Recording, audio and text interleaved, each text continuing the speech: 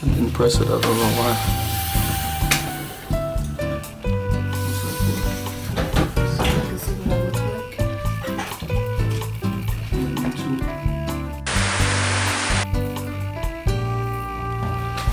My dreads are getting so long.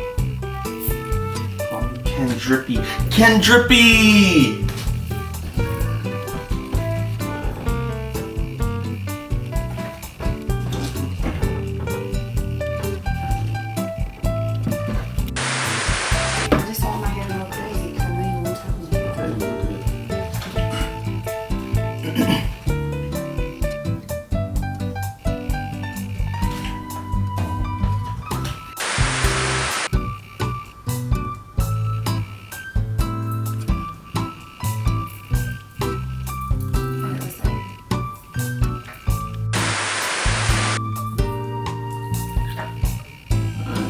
You ready?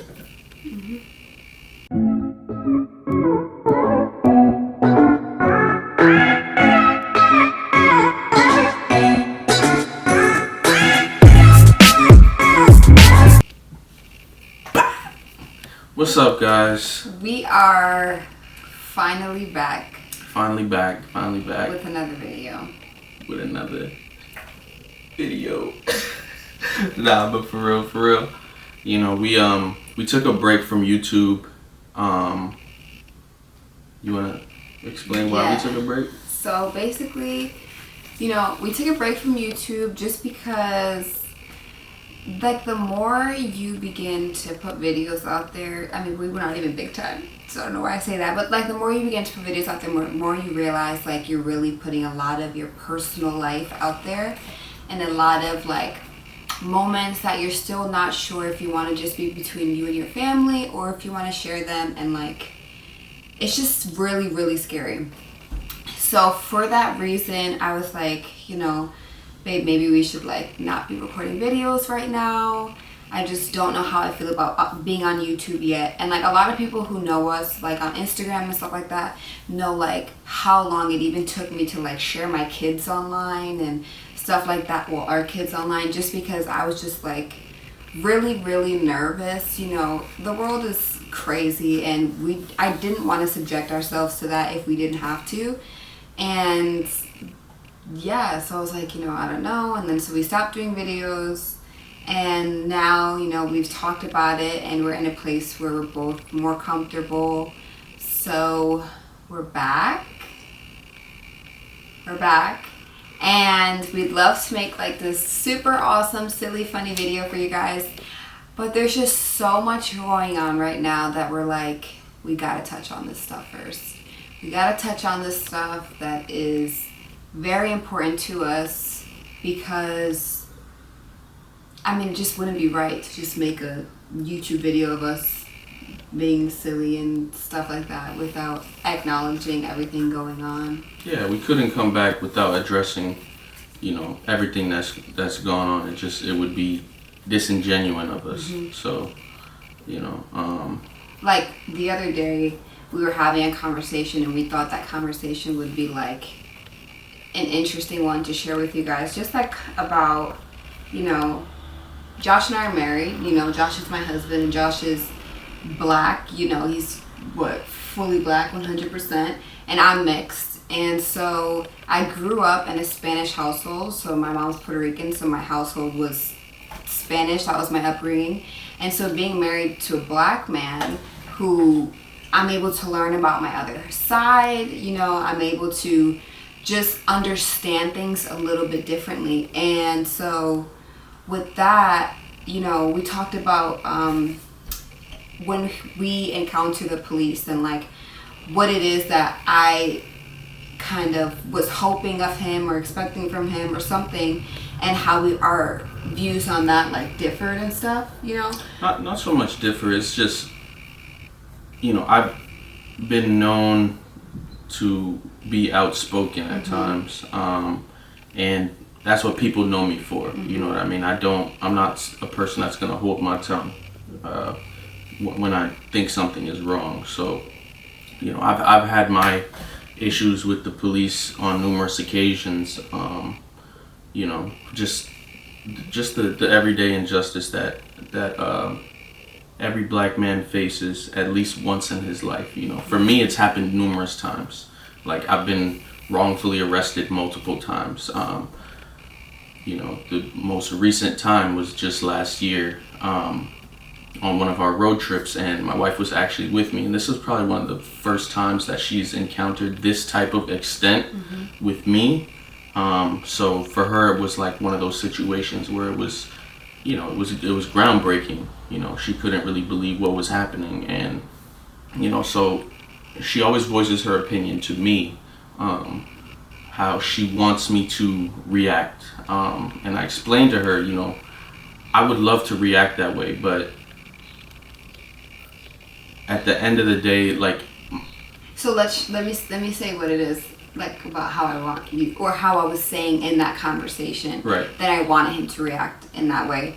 So basically, we were having that conversation. I had said to him, you know, that what did I say? I said, when you like run into a situation with the police, I just don't want you to like act crazy. I don't want you to get like upset with them because they're pulling you over, because like he said, he's very outspoken. He will tell the police officer, you know, I know you can't pull me over for this reason, or like this is, you know, you're just wanting to tally up or whatever for your month. So, you know, I worry with him doing that the police are feeling more inclined to want to punish him for even speaking up, and I guess making them feel dumb, because he's fully aware of how he can be acting in that situation, and like if he's breaking the law or not. So like he doesn't mind calling them out on that, and that scares me, because I'm like, in my head I'm like, just please just don't say anything, just be quiet, just so that you know, I don't want any harm to come to him, and I know that they're looking for any little reason to, you know, punish him, whether it be get him out of the car or whatever it is. Those next steps, I don't want those next steps to be taken. So I just was like, babe, why don't you just, you know, think the bigger picture, think, you know, birthdays you'll miss, think all this stuff, like time or life that we'll have to go through without you if they do decide that they're going to take the next steps, and God forbid something happens to you where you lose your life. And so a situation like that, I kind of just was like telling him, just, you know, kind of like bite your tongue. And he was like, you know, no, like how could I bite my tongue and stuff like that when... I think that I just feel like the operative word here is crazy, right? So Yeah. I don't like the idea of, because I speak up for myself, or because I know what I'm talking about when I'm talking to an officer and he knows that he's doing something wrong, as me being viewed as crazy or me being viewed as aggressive. So no matter, like I explained to her, no matter how I phrase anything, if I question an officer while he's doing his job, right? If I question him, even with a timid, passive voice, he's going to view me as aggressive, right? So, and in my head, when Josh talks, he's very passionate about how he talks, and like when he gets more passionate about the more things get passionate, obviously the not the louder, but the more, like, the stronger my tone gets. And right? I said their passion would be mistaken for aggression. Right, and which is understandable, you know. But at the same time, I'm not the type of person to just let that go by. You know what I mean? I'm not just gonna let you walk all over me. That's how I view it. However, I do understand my wife's point of view, because it could be selfish. You know what I mean? Like, I have children, I have my wife. I can't leave them here, you know, without me. So I do understand her point of view, and you know, we came to a common ground where, you know, I will think twice about the situation and try not to put myself in those situations, but I shouldn't even have to worry about that. And that was my biggest argument with her. You know, I should not even have to worry about whether or not I'm gonna have to explain myself to a police officer. That's the real problem. But yeah, you know, aside from that though, everything that's going on with the George Floyd stuff, you know, me and Lisette both have had, you know, to cut people off in the last couple weeks, just because people are really showing their true colors right now. I'm sure a lot of you guys can relate with that. You know, we've had friends that we grew up with and they haven't said anything on it. So you know, at this point, if you haven't said anything or took a stance, then I know what side that you're on, okay? You're not on my side, you're not my friend, so, you know, you can lose my number, you can forget about me, you can forget about my family, don't even think about us, because it's really a slap in the face to me, to my family, to my community. I don't know how somebody could stand by idly and watch, you know, something like that happen and not have a feeling towards it. It doesn't make sense to me. I will say this though. Me personally, I'm against the looting for personal gain. Okay.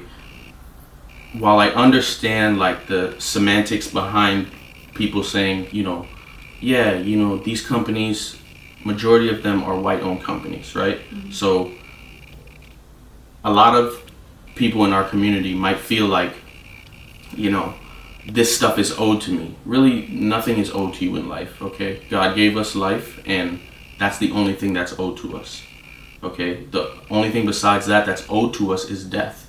Now, looting for personal gain, what it's done to the cause of Black Lives Matter and the protests and, you know, the rioting and things like that, is it's diminished and detracted from the true message, because now everyone is only talking about the looting, which is completely unimportant, you know, because things can be replaced, buildings can be replaced, a life cannot be replaced. But what's happening is we as a community are giving them exactly what they want. So like the same way a cop will agitate a black male in order to get a reaction out of him, the media, you know, unfortunately the white majority, not all white people, but the white majority looks for these type of reactions so they can call us out and say, look what they're doing. You know, that's what they want. They don't really want you to be, you know, peacefully protesting and getting your point across in a way that they might say the Karens would do, right? And, you know, I do understand that, you know, we have peaceful protested in the past, and, you know, we're tired of it. I'm tired of peaceful protesting. Like, I'm angry, you know, just the same way as you. I just don't think that looting is the answer, right? And I've made that very clear from my stance on all my social platforms. But I do understand the hurt that we feel as a people and why a lot of people just don't even care right now. Because I honestly don't even care. Even though I'm not for it, I'm not going to sit there and be like, hey, don't do that. You know? Yeah. So on the, like what Josh was saying about the looting and stuff like that, so I kind of feel similar to what Josh does, you know, and, you know, that looting is kind of taking away from the message a little bit. But I also do think that the message is running consistent with, if you figure out why they're looting, right. Then you understand, I mean, it's coming out of anger. But like he and I have talked about, like, in people deciding to... More so the riots, though. The looting is all... I think the looting is all for personal gain. But I think the riots are coming out of anger. I think like the people setting stuff on fire... Right, that's like the rioting. And okay, so like that stuff, you know, I don't care. That's how you feel. That's what you want to do. You know, that's been done time and time again for centuries, setting stuff on fire and acting out in that kind of a way to get a point across. I completely get that. And I mean, I'm not trying to get banned from YouTube, so I'm not going to tell you to go burn some stuff down. But if that's how you choose to protest, that's how you choose to protest. But like, yeah, the stealing stuff. I was telling Josh, you know, like, a part of me gets it, like, if you were to just go and, like, you know, tear some stuff down and not steal it, like, not physically leave the store with items, and now it looks like you're stealing and stuff like that, like, that part of it does muddy up the message a little bit. But, like, and, you know, especially with these black-owned businesses being affected, too, in places, it's, you know, it's a little sad, and I feel bad and stuff like that, because people do work really, really hard to start their small businesses. Right. But I understand the message behind it, and so I'm not going to point the finger at anyone and tell them that they shouldn't be doing anything. You know, I just won't be participating in that. Exactly. You know, your form of protest can be different than mine, and that's okay. I just ask everyone to be safe, you know, because they're looking for any reason to to kill you at this Yeah. point. They are, you know what I mean? So just keep that in mind with, you know, with everything that's going on. They are looking for a reason to murder you. Yeah. All right. But like kind of like back to like our initial conversation about like mine and Josh having that like discussion about how I feel he should like act when he's in front of a police officer. I actually saw something on Facebook and I was trying to pull it up just now, but I couldn't find it again. And it was this post that says telling a black man that he should like basically like just listen to what the cop says just because he's being like asking a black man to be respectful of the police officer who like wrongly pulled him over so that he doesn't die is like telling someone to not, it's like telling a woman not to dress a certain kind of way so that she shouldn't get raped.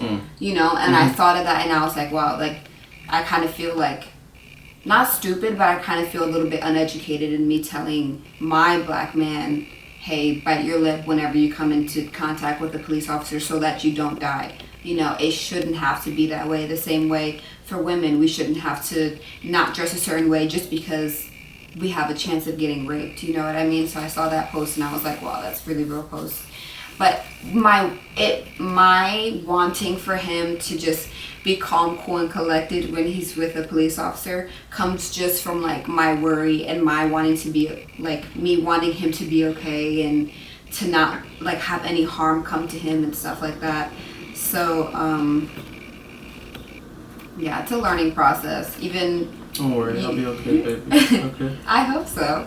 But yeah, it's all experiences. Yeah. Though. The more experiences you have, the more you learn from them. You know, the more you can handle a situation maturely. The more you can, you know, even though it's just so upsetting in those situations. You know what I mean? And it's hard for you to sometimes express yourself because it's so upsetting. But the more you experience that, unfortunately, like that.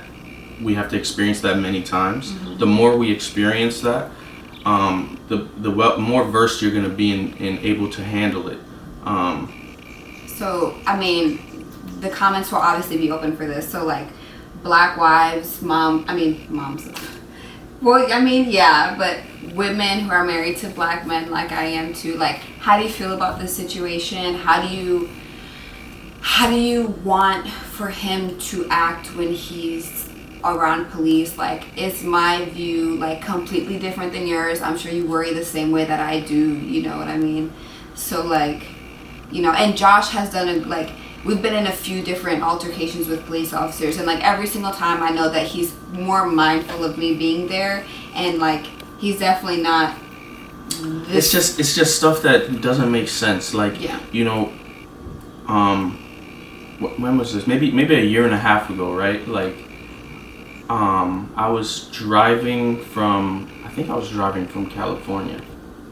Or maybe was I with you? Maybe I might have been with you when I cut the intersection and the state troopers showed up here at our house days later. Yes. So there was a situation where a state trooper had pulled somebody over, right? And no, he didn't pull anybody. Yeah, he had somebody over on the side of the road, and everybody was going around him. Right. Oh, that's why he was there? Yeah, so he pulled someone over on the side, but it was on a ramp, right? And everybody was going around him. Now, I went around him, and I'm not the only one that went around him in this way on the ramp. Yeah. You see what I'm saying? Like, everybody was doing it, multiple cars. So I followed the rest of the cars.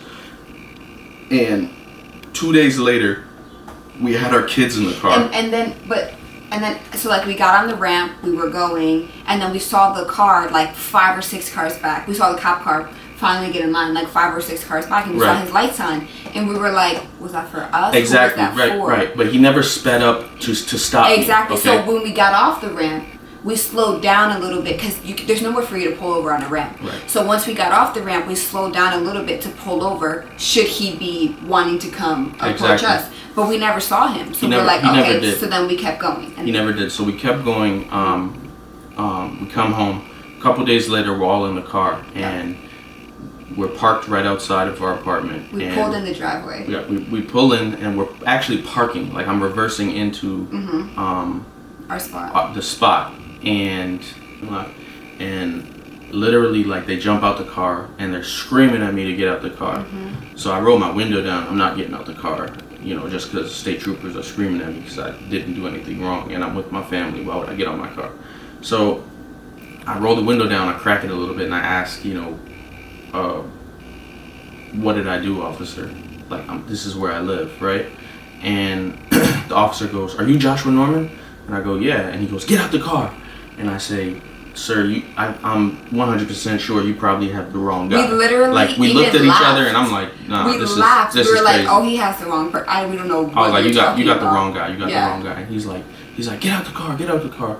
So I'm asking him, you know, what's wrong? And at this time, Lisette is really like, she's nervous, you know what I'm saying? Because like this was around the same time, like that a lot of other black men were getting killed for, you know, much less. So I think we both got out the car. And did he put you in handcuffs or something? So I end up getting out the car because he goes over to my wife's window, his partner, and I told my wife not to roll the window down. You don't need to speak to him at all. He's asking her for her ID. She doesn't have to show him ID for anything. So the officer is just, you know, extremely upset, screaming at me, telling me, you know, that what I did was illegal. And I'm thinking back, and I'm like, you know, this happened almost over a week ago.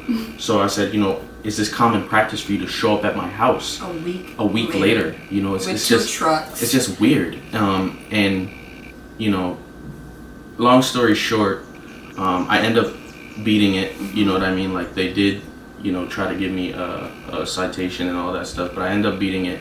But it was the extent to what they took it to that really pissed me off and made me just like really kind of like upset, because had I had been a white male, that would have never happened to me. And then they even tacked on a ticket too for tints, which has for nothing. Tint, right? So and he was like, you if know, I had randomly I have tint on my windows, and you know, the one of the other officers, he's a big shot, a tough guy, and you know, he's like, you know what, and is your tint legal, bro? Like, and then he was like, if come I on, had man. my tint reader. I told him, I said, look, you're reaching, man. Like, you know, you're reaching. You could do whatever you want, but my tint is 100% legal. You can go check it out if you want. He didn't have his tint reader because he just wrote us the ticket. Yeah, he knew it was legal. But those type of situations are like some of the many situations that I've been in. You know, I've been in situations where I've had police with guns out on me. I've had situations where police have called me boy in a condescending, you know, way. I've had my face on the ground with my friends before. You know, I've been arrested multiple times for traffic violations. You know, so it's like amongst other things. But you know, it's one of those things where it's just like at some point it gets exhausting and you get frustrated with it. You know, so you do end up sometimes, you know, wanting to lose your cool. You know, but even though my wife is like, might not see eye to eye with me on these situations, I know that she's there for my support, always to support me and make sure that I come out of the situation alive. You know what I mean? Like there's been times we've gotten in heated arguments right after. You know what I'm saying? Because I'm like, calm down. Yeah, and then I'll tell her to stay in her place or something. You know what I'm saying? And then we argue again. You know, but it's just stuff like that. You know, and it's crazy to me that these are the things that every black couple has to navigate. Yeah. You know, every black couple has to navigate. And they've had these conversations, or, you know, maybe they're going to have this conversation at the end of the video. You know what I mean? Like, this is all just to encourage talking about it. And, like, even our friends who are non-black, you know what I mean? Like, they probably don't even realize that this is the video cut out again. We gotta figure out this. So this is our first time using this camera. Yeah. So if there's multiple cuts in the video, it's because we're gonna try to make it seamless. But like I was saying, like some couples who are together, they probably like don't even tell their man like, hey, careful what you say to the police officers today, or make sure you text me when you get to this location so I know you got there okay. Or it's like stuff that they don't even think about.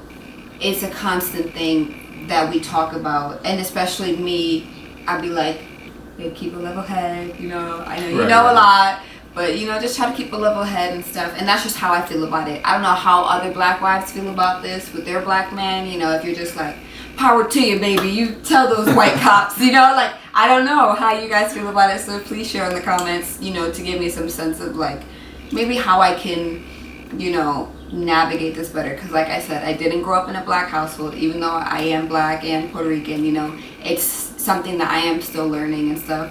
But like, you know, I don't know, this was just something that we really wanted to talk about before we got into our regular right, before we started YouTube. dropping, you know, other type of videos. Yeah. And you know, we're gonna try to stick to a schedule and drop videos more regularly for you guys. You know, videos with the kids and videos with just me and Lisette as well. Yeah. Just because, you know, we this is something we really want to do, and we're actually committing ourselves to it now. Yeah. You know, so we spoke about it. All our worries are talked about, discussed, whatever, and we feel confident going forward and really giving you guys some good content. I don't know, like, I feel like we should ask them, like, what day of the week they want us to post. Like, what day of the week do you guys feel like you're free, that you guys can watch YouTube videos? You know, like, is it like a Monday or like a Friday? You know, like, what day of the week we're... Again, it says something. Let me just make sure it focuses on you. This is the third time, guys. alright, so This camera.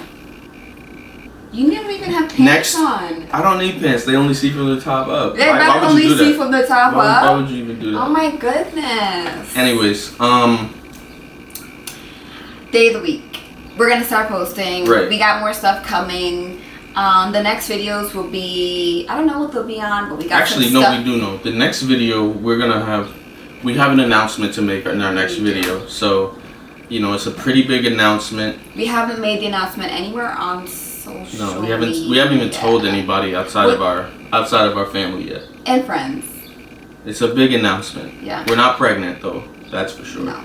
That's not happening. No more babies. But we do have a big announcement, and you know, we're excited to share it with you guys. So the next video we drop, at the end of the video, you know, we're gonna have an announcement. So make sure you guys tune in for that. All right. Thanks so much for watching our video, and our black people, we love you. Peace. We're rooting for you. Stay strong. Bye, guys. That was so late. Why did I do that? I don't know, but I'm really not sure you went. You said peace, and so it was like stuck in my head, so I did it. Yeah, but I did it cool. All right, let's end it better. No, that was good. Just don't show your part when you threw the peace sign up, so it was like an after effect. All right, let's do it. All right, guys. To the next video. You did it good, babe. Just cut the peace sign out. No, like we don't have to redo it. You know what I'm saying? No, we don't need to redo it because you threw the peace sign up like it was an afterthought. You know what I mean? Peace. Peace. You see what I'm saying? But yeah. Peace. It's good though. Love. All right.